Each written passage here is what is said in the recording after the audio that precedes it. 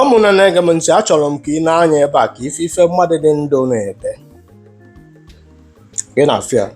One of our brother bụ one of our brother dele Mathias Ezeaku ị ga-adị ise.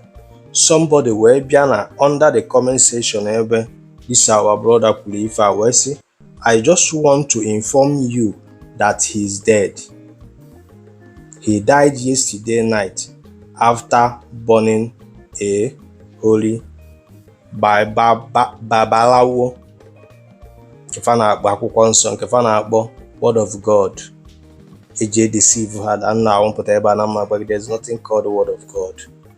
What the ife dịka word of God? As far as now our ancestors ama ife a na-akpọ akwụkwọ nsọ, Bible, word of God. Oh God, that thing doesn't exist. Ihe a slave master book. Ọta ihe a ka ọ bara gị olu. So ọ bụrụ na ị ka na-agụ ya, were akọ na uche gị na-agụ ya, because ife jụrụ ebe a wụ poem. Ihe jụrụ ebe a wụ symbol of stories. Eme. Amam the reason nji agwa gị ife a. Those who know into novel know what I'm saying. Those who know n'akụkọ ifo knows what I'm saying.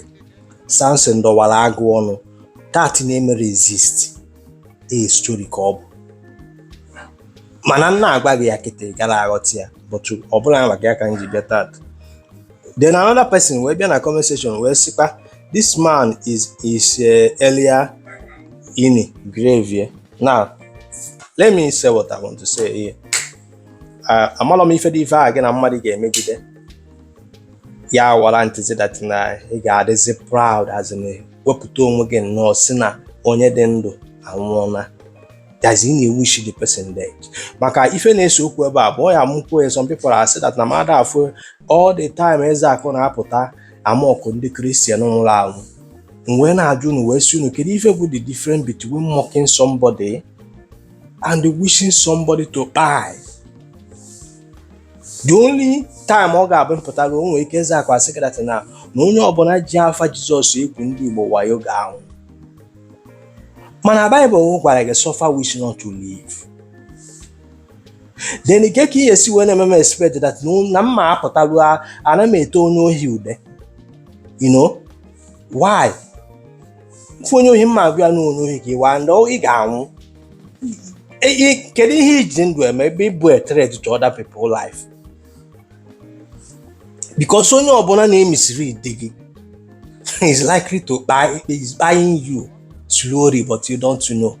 If you misinformation, some of you now got how dangerous misinformation is.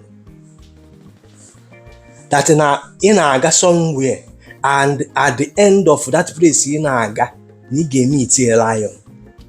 And don't will only man a lion never, man. I get one naga each a farmer that nago no somewhere along the road. But somebody singing gaba. No one if I get megi. No one if I get checking, and no one if you get nyegi, and nothing will happen to you. Why that no one if I knows? Nifa phone and nyega adore. He went on the journey. Kedonye burugini. Misinformation. Onye na-enye go olive oil ebe na ya kidney problem. He went on the journey. Kedonye burugini. Onye anyeli go olive oil, misinformation. Onye nyeli go olive oil ma ọ bụ healing water na ebe na aya cancer. I wee nwụọ on the journey. Kedu onye gburu gịnị? Nwanne m, let us start making use of our brain.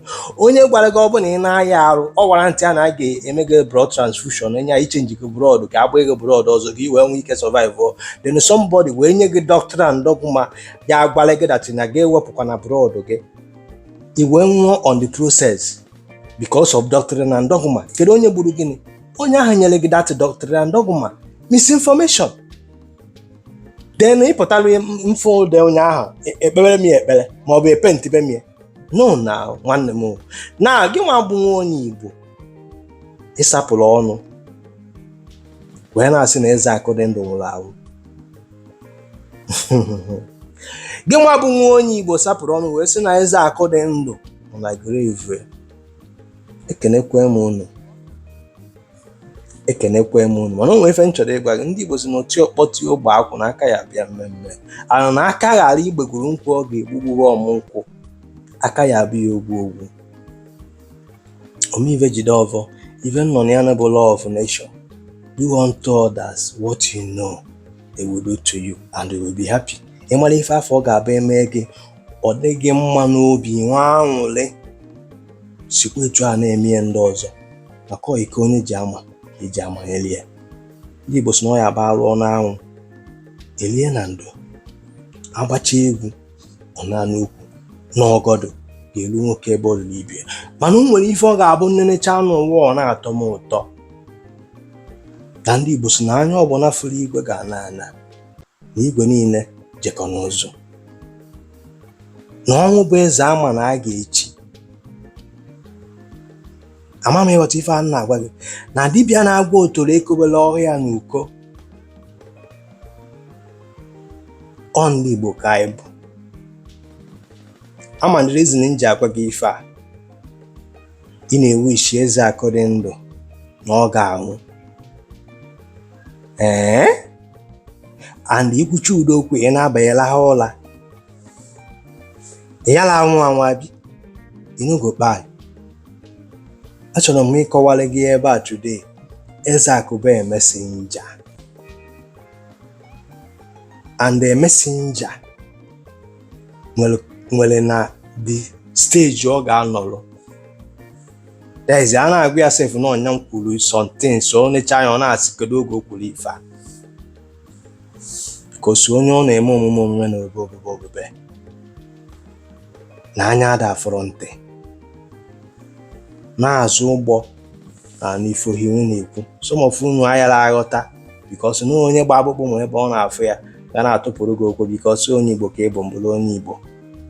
Mana mgbe emegidela Igbo ewu isiwezikwuo nwanne gị nwere afịa gị na ya na-abọzụ ị mara onye obulu papa gị obulu mama gị o mejọrọ gị karịa ihe ọma niile ọ na-eme and na ọ na-apụta agwa gị eziokwu na Jizọs ada agwọ ya adọ ya maka iji ewu ichie na ọ ga-anwụ nsogbu adịrọ. Akwa na Naịjirịa ka anyị nọ no problem. N'ụgbọala ya mesịa na ụmụnne na-ege ntị mana asị nke unu fụkwa ndị Igbo anyị ndị ihe ọma adị mma. Ị hụla onye dịka Ezeaku na-azọ ndụ ụtụtụ ehihie na abalị ka mmadụ nọ na comfort zone ewee na-asị na Ezeaku anwụọla anụ na ọ nọ n'ili. Asị m onye Ezeaku onye kpọ okpopụ onye gbagbo nnụ nke onye metere ya were isi ebulu ka emesịa.